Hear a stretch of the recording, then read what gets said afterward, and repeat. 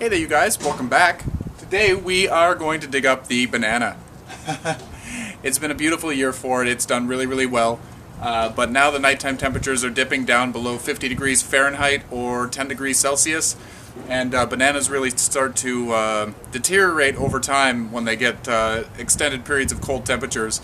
You'll notice that they'll get black spots and yellow spots, and they just don't look very pretty anymore. They just look darker and gross.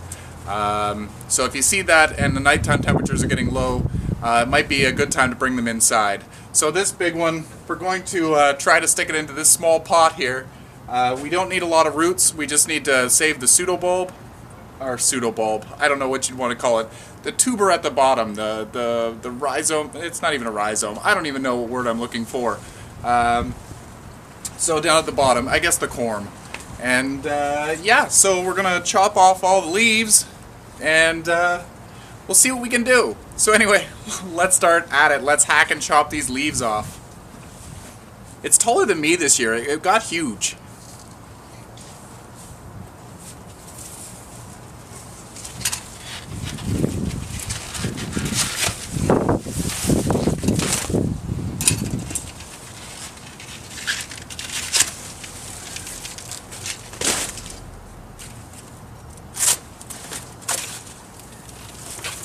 So one of my favorite parts is to cut the leaves.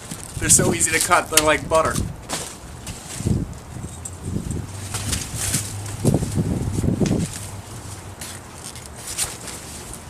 The taller you can leave the banana for storage, the better. It means that it's going to probably start off taller in the spring, but I'm just going to cut it pretty well right off. My ceilings aren't that high in the basement, so I can't afford to have it to be so tall.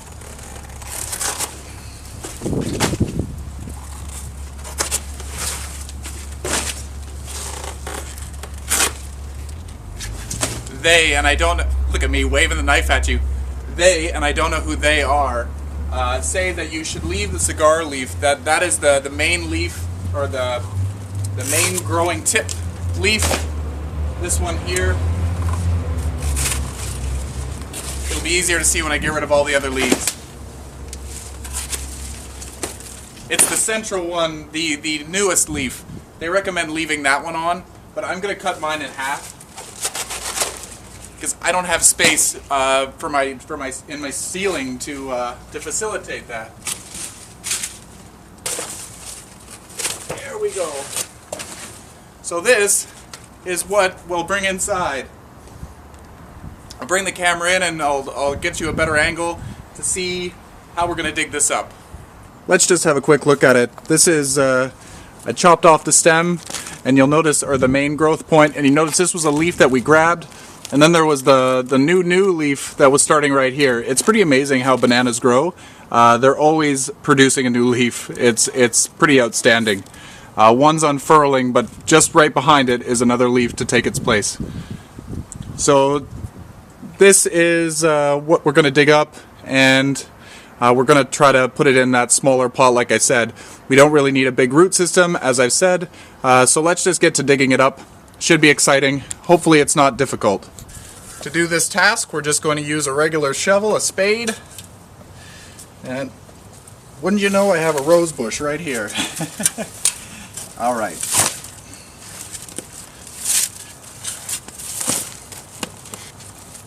You're going to cut through a lot of roots. That's okay. There we go. Shouldn't be that hard. These roots are nice and thick, but usually pretty easy to get through.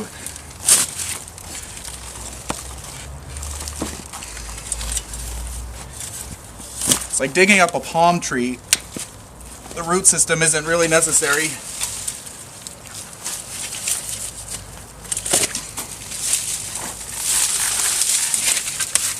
And these are going to be really heavy, so watch yourself when you're picking these up.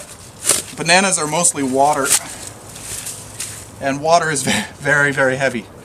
So there we go. As you can see, we've got it. The root ball is intact, if you want to call it a root ball. There's not much there, so let's get it close to the pot.